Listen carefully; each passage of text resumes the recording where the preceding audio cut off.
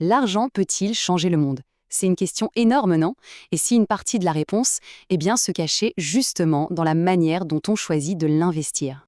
Alors aujourd'hui, on s'attaque à un gros morceau, on va démystifier la finance durable en explorant ces trois grands piliers. L'idée, c'est de voir ensemble comment, concrètement, l'argent peut aider à construire un avenir, disons, plus responsable. Alors, au programme, on commence par un aperçu des trois piliers. Ensuite, on plonge dans le détail de chacun. La finance verte, la finance solidaire et puis la finance responsable. Et on terminera en se demandant ce que l'avenir nous réserve. Bon, rentrons dans le vif du sujet. Le plus important à comprendre, c'est que la finance durable, ce n'est pas une seule et même chose. C'est pas un bloc tout fait, c'est plutôt un concept avec plusieurs visages. En fait, la finance durable, c'est un peu un terme parapluie. En dessous, on trouve trois approches bien différentes, chacune avec sa propre logique, ses propres outils. On a la finance verte, la finance solidaire et la finance dite socialement responsable. Allez, premier pilier, c'est sans doute le plus médiatisé, la finance verte. Son but, sa mission, c'est simple et direct, financer la transition écologique. La définition est limpide. Il s'agit de toutes les opérations financières qui visent exclusivement à soutenir la transition énergétique et écologique. Et là, on parle de choses très concrètes, financer les parcs éoliens, améliorer la gestion de l'eau, protéger la biodiversité, tout ce qui touche à la planète. Ok, mais concrètement, comment ça marche? La finance verte a ses propres outils. Et le premier, le plus célèbre, ce sont les obligations vertes, les fameux Green Bonds. C'est un outil qui est devenu absolument énorme ces dernières années, surtout pour financer des projets écologiques de très grande envergure. Et juste à côté de ces obligations, on trouve un autre instrument clé, les fonds verts. L'objectif reste le même, flécher l'argent vers l'écologie. Par contre, la manière de faire, elle, est bien différente. On va voir ça tout de suite. Voilà, c'est ici que tout s'éclaire. Une obligation verte, imaginez ça comme un prêt très spécifique. On emprunte de l'argent pour un projet écologique précis et identifié. Par exemple, construire un parc solaire. L'argent est donc fléché, il ne peut pas aller ailleurs, et il y a un suivi très strict. Le fonds vert, lui, c'est complètement autre chose. C'est un panier qui contient des actions ou des obligations de plusieurs entreprises vertes.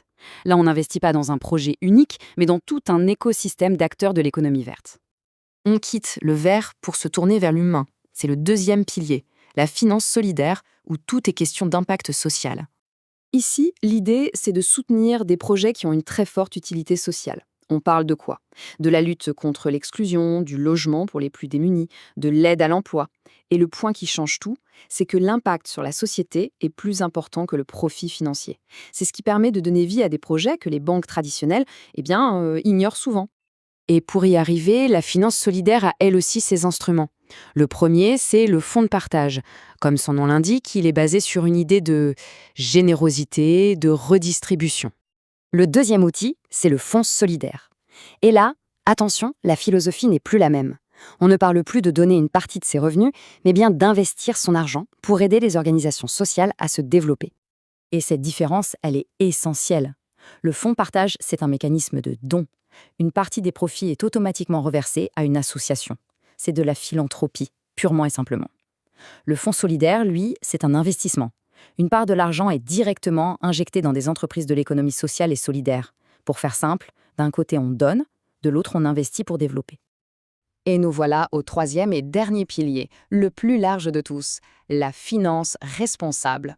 On l'appelle aussi souvent l'investissement socialement responsable, ou ISR. Alors l'ISR, qu'est-ce que c'est? C'est une façon d'investir qui va au-delà des simples résultats financiers. L'idée, c'est d'intégrer dans l'analyse des critères qu'on appelle extra-financiers, les fameux critères ESG. E pour environnemental, S pour social et G pour la gouvernance de l'entreprise.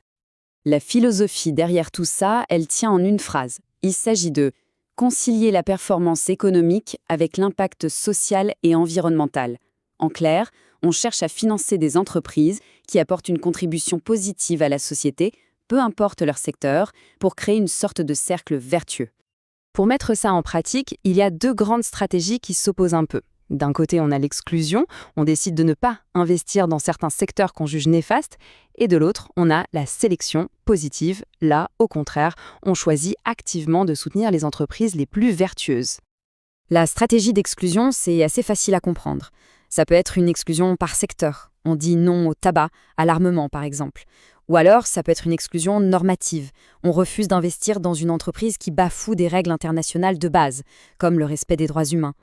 La sélection positive, c'est un peu plus subtil. Il y a plusieurs manières de faire. L'approche Best in Class, c'est choisir les premiers de la classe ESG dans chaque secteur. L'approche Best Effort, elle, va plutôt miser sur les entreprises qui font le plus d'efforts pour s'améliorer. Le Best Universe, c'est prendre les meilleurs, mais tous secteurs confondus. Et enfin, il y a l'approche thématique, où l'on se concentre sur un sujet précis, comme les énergies renouvelables.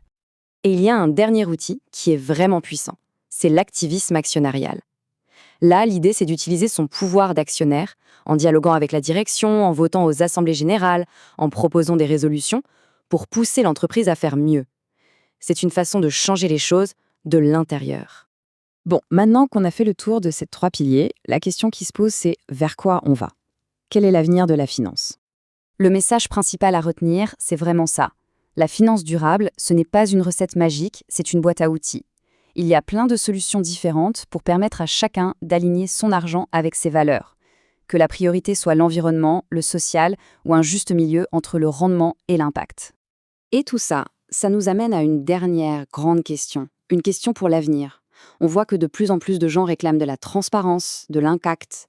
Alors la question c'est, est-ce que la définition même du mot profit ne serait pas en train de changer sous nos yeux?